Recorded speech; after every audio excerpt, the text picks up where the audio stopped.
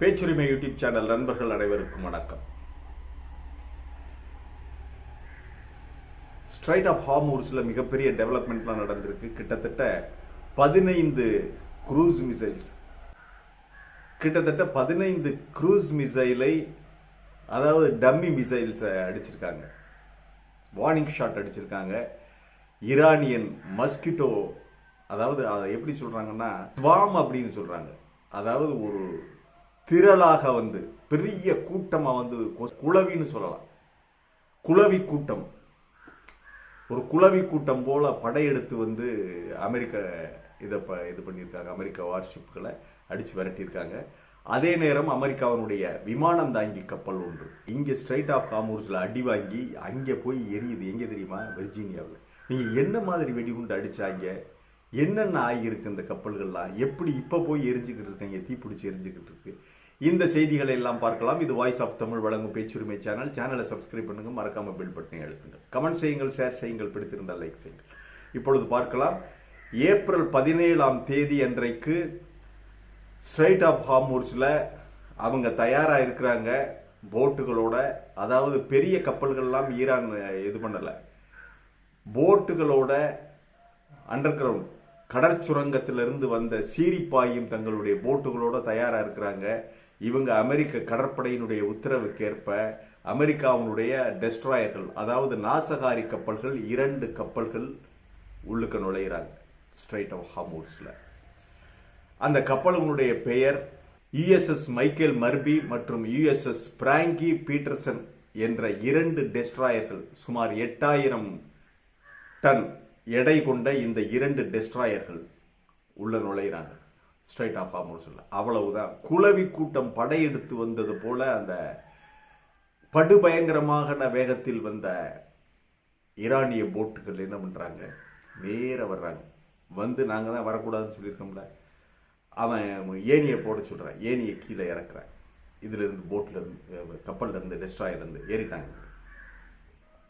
ஈரானியர்கள் ஏறி செக் பண்ணிட்டு நாங்க வரக்கூடாதுன்னு சொல்லியிருக்கோம் அப்படின்னு சொல்லிட்டு, மிசைல்ஸ், குரூஸ் மிசைல்ஸ் எல்லாம் இருக்கு, பாத்துக்கோங்க அப்படின்னு சொல்லிட்டு வரும்போதே தூரத்திலே இந்த டம்மி மிசைல்ஸ் அடிச்சிருக்காங்க. 15 மிசைல்ஸை, குரூஸ் மிசைல்ஸ் அடிச்சு பயமுறுத்திருக்காங்க, வேடிக்கை காட்டியிருக்காங்க. இங்கே குறுக்கும் நெடுக்குமாக அந்த படகுகள், ஹெவி மிஷின் கன்ஸ் மற்றும் granite launchers, rocket launchers, torpedo launchers உள்ள படகுகள், இன்னும் பல்வேறு ஆயுதங்கள் கொண்ட சீரிப்பாயும் படகுகள், ட்ரோன்களை ஏவக்கூடிய படகுகள்ல ஒரு 20-30 படகுகள்ல குறுக்கும் நெடுக்குமாக விரைந்து இவர்களை போக விடாமல் மேல இது பண்ணி அங்கே இங்கே இது பண்ணிட்டு கடைசியாக வார்னிங் ஷாட் கொடுத்த உடனே அமெரிக்கன் டெஸ்ட்ராயர் அந்த Michael Murphy, USS Michael Murphy மற்றும் USS பிராங்கி பீட்டர்சன் 2 கப்பல்கள்ல இருந்து ஒரு 15 நிமிடம் எங்களுக்கு அவகாசம் கொடுங்க, நாங்கள் உடனடியாக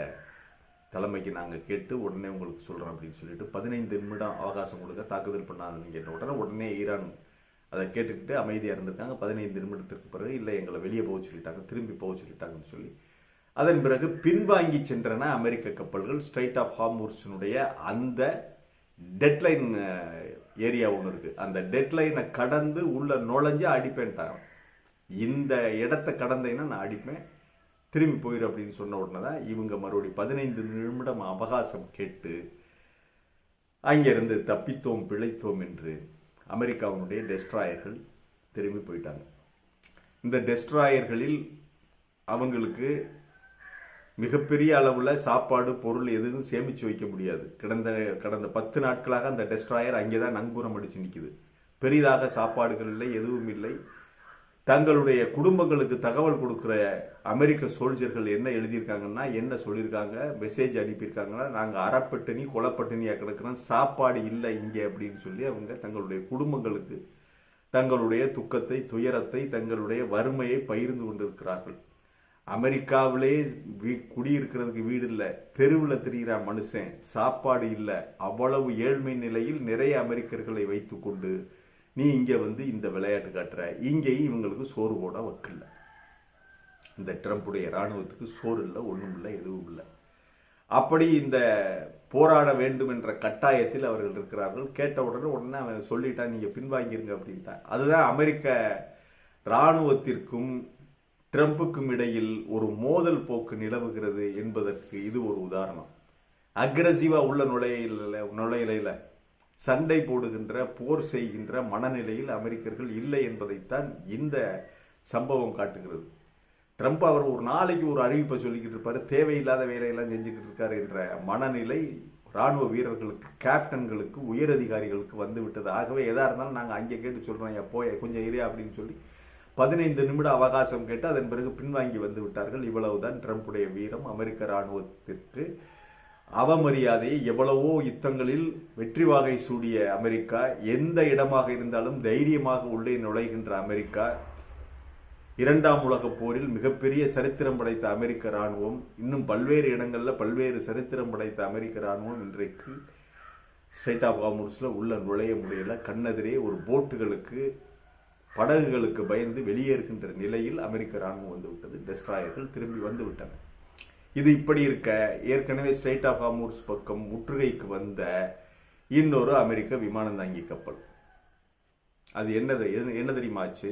USS ஐசனோவர் என்ற ஒரு விமானம் தாங்கி கப்பல். இந்த ஐசனோவர் தான் 2ஆம் உலகப் போரில் மிகப்பெரிய தளபதியாக இருந்தவர். ஐசனோவர் இந்த ஜெர்மனியில போராடிய அமெரிக்க துருப்புகளுக்கு தலைமை தாங்கிய தரைப்படை தளபதி ஐசனோவர், ஜெனரல் ஐசனோவர். இவர் ரூசவெல்ட் இறந்ததற்கு பிறகு, யுத்தம் 2ஆம் உலகப் போர் நடந்துகிட்டு இருக்கையிலே ரூசவெல்ட் இறந்துடுறாரு. அமெரிக்க ஜனாதிபதி, அற்புதமான மனிதர், அருமையான மனிதர் ரூசவெல்ட், பிராங்க்லின் ரூசவெல்ட் இறந்துடுறாரு. அதன் பிறகு ரூசவெல்ட்டுக்கு அடுத்ததாக யுத்தம் முடிந்தவுடன் அமெரிக்க ஜனாதிபதியாக இவர் வெற்றி பெற்று ஐசனோவர் வந்துடுறாரு. இந்த ஐசனோவருடைய பெயர்ல இப்ப ஒரு விமானம் தாங்கி கப்பலை அமெரிக்கா வைத்திருக்கிறது. ஐசனோவர்லாம் மிகப்பெரிய பராக்கிரமம் படைத்தவர். 2ஆம் உலகப் போரில் அவர் ஆற்றிய தீரம், நேச நாட்டு படைகளுக்கு அவர் தான் தலைமை தாங்கினார். இங்கே தலைமை தாங்கி ஜெர்மனி உள்ளே நுழைந்ததில் மிகப்பெரிய பங்களிப்பு செய்தவர் ஐசனோவர். அவருடைய பெயர்ல தான் இந்த கப்பல் இருக்குது, USS ஐசனோவர். இது ஸ்ட்ரெய்ட் ஆஃப் ஹார்முஸ்ல அடி வாங்குது. ஈரானுடைய ஷெல்லடி தாக்குதல்கள், குரூஸ் ஏவுகணைகள் மற்றும் ட்ரோன்களால் ஈரான் தாக்குது இந்த கப்பலை. அப்பொழுது பெரிய டேமேஜ் இல்லை, ஆனால் டேமேஜ் ஆகிருங்கிற சூழ்நிலைக்கு வந்துருச்சு. பழைய கப்பல், கிராக் விழுந்துருச்சு. இந்த கப்பல்ல இந்த அடியில கிராக்கெல்லாம் விழுந்திருக்குது. இனி இதை ரிப்பேர் பண்ணி தான் நம்ம கொண்டு வர முடியும்னு சொல்லி கொஞ்சம் கொஞ்சமாக அங்கிருந்து நகற்றி, அதிலிருந்து ஸ்ட்ரெய்ட் ஆஃப் ஹார்முஸ்ல இருந்து வெளியேறி இவங்க என்ன செய்யறாங்க, கரீபியன் ஐலண்ட் பக்கம் இருக்கிற அமெரிக்காவுக்கு பக்கம் வெர்ஜீனியா தீவுகளுக்கு போயிடுறாங்க. இந்த வெர்ஜீனியா தீவுங்கிறது அமெரிக்காவுடைய சொந்த தீவு. அங்கே ஒரு மிகப்பெரிய கடற்படை தளம் இருக்குது, ஷிப்யார்டு இருக்குது. அங்கே இந்த ரிப்பேர் வேலையெல்லாம் பார்ப்பாங்க. இவன் என்ன பண்ணியிருக்கான், அங்கே கொண்டு வைத்து அந்த ஷிப்யார்டில் கொண்டு வைத்து வச்சுட்டு வேலையை ஆரம்பிக்கும் போது திடீர்னு தீப்பிடிக்க ஆரம்பிக்குது அந்த கப்பல். என்ன மாய மந்திரமா, வேற ஏதாவது பண்ணிட்டாருங்களா அந்த ஈரானியர்கள்? என்ன செஞ்சிருக்காங்க என்றால், ஏதாவது வெடிக்காத குண்டுகள் கிடைக்கிறதா, வெடிக்காத இதெல்லாம் கிடைக்குதான்னு சொல்லி சர்ச் பண்ணியிருக்காங்க. அதெல்லாம் கிடையாது. கிராக்குகளுக்குள்ள இருந்து திருப்பி தீப்பிடிக்குது.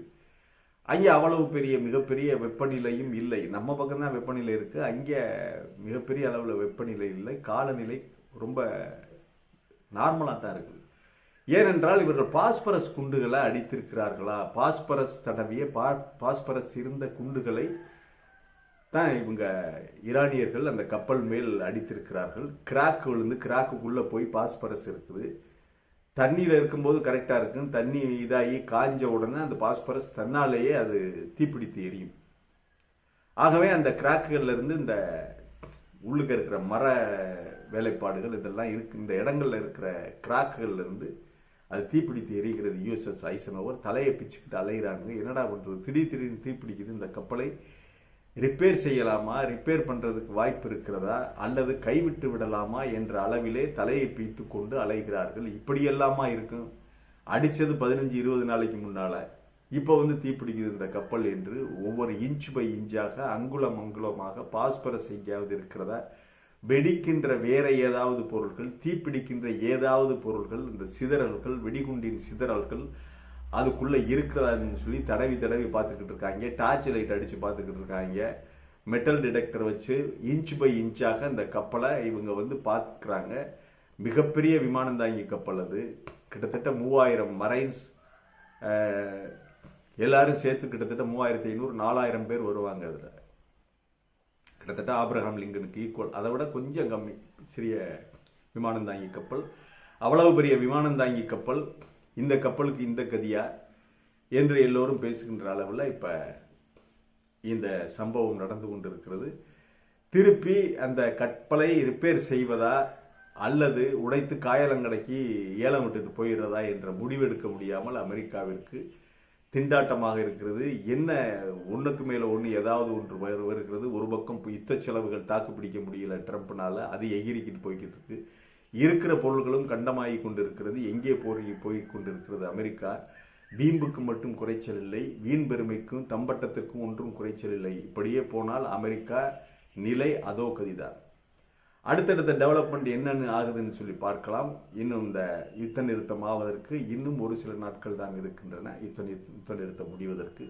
அதன் பிறகு என்ன ஆகிறது என்று பார்க்கலாம். ட்ரம்புடைய வாய்ச்சாலுடால் வீரம் என்பதெல்லாம் என்ன ஆகிறது, எப்படி ஈரான் எப்படி தாக்கு பிடிக்கிறது, நின்று பிடிக்கிறது, அவங்க நின்று பிடிப்பாங்க என்று பார்க்கலாம். மீண்டும் ஒரு காணொலியில சந்திக்கிறேன். இது வாய்ஸ் ஆஃப் தமிழ் வழங்கும் பேச்சுரிமை சேனலை சப்ஸ்கிரைப் பண்ணுங்க, மறக்காம பெல் பட்டனை எடுத்து கமெண்ட் செய்யுங்கள், ஷேர் செய்யுங்கள், பிடித்திருந்தால் லைக் செய்யுங்கள். நன்றி, வணக்கம்.